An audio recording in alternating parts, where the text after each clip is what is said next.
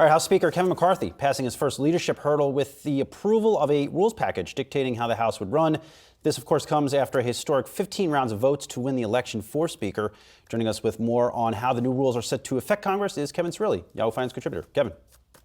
Well, the biggest takeaway from Speaker McCarthy's gamble over the rules package is that it has diminished his leverage in negotiating with the Senate during the debt ceiling negotiations expected to occur in the end of this summer or early fall. Now, why does that matter? Moderates in the House of Representatives are now increasingly frustrated, and you saw this a little bit going into the Sunday shows, that they do not have as much leverage, and that Speaker McCarthy conceded that leverage to the ultra-conservatives in his caucus.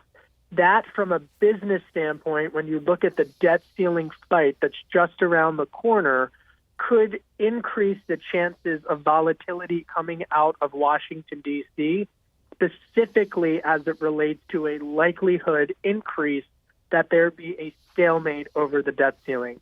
So some fascinating foundations and markers that are being laid this week in the dynamics of the new Republican caucus.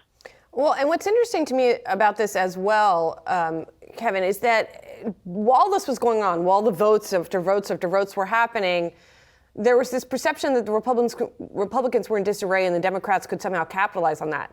Now with this, that doesn't seem to be, that moment has passed, no? Julie, that's a great point, because the Democrats, in choosing to continue the dysfunction from the Republican caucus, have actually ceded leverage to the ultra-conservatives, in the sense that typically in the previous couple of Congresses, at least, you have to go back even further, the House of Representatives would be able to negotiate with the Senate.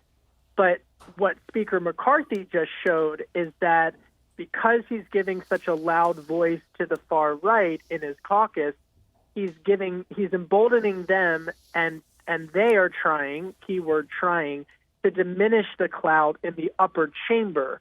And that's going to be really, that's the battle line. It's really now the ultra-right in the House versus the Senate. Kevin, while we have you, the Biden administration also kind of unveiling some plans regarding student loan holders. What do we know about this? Yeah, this is expected to be finalized by the Department of Education, which has come out and said that for qualifying, keyword qualifying student loan holders, that they might be able to save something like $2,000 annually. It could also significantly reduce the rate at which borrowers are paying back their student loans by as much as half. So the Department of Education continuing that. Now, remember, we've been in this period of student loan forgiveness. The administration has forgiven for thousands of Americans who have borrowed student loans. So this is, again, part of that process. Republicans are going to push back on this, but as we've also seen from the midterm elections, has been a tricky political argument for them to make. But this broader idea of who gets student loan forgiveness and what relief folks who have not received a college education get is ignited in the culture wars as a result of this. Kevin, we're going for the double bonus here. The Justice Department also looking into some documents that were found at the at his former office, at President Biden's former office. What's the details there, and what's being looked into and investigated? So let's quickly go through three things. One, the Department of Justice being made aware of these documents at then at the time the former Vice President Joe Biden's think tank.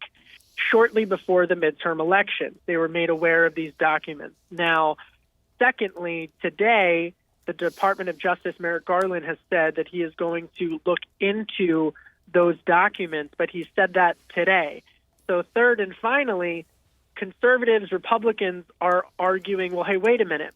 If Garland knew about this before the midterm elections, why is it just being made clear now? And Republicans up on Capitol Hill are forcefully asking that question. And so, this is definitely, the Republicans have said that they're going to be looking into the Biden administration. We'll add this to the list. of things that they are going to be looking into, specifically about why the Department of Justice waited until now to say that these documents existed, as well as the contents of those documents. Yahoo Finance contributor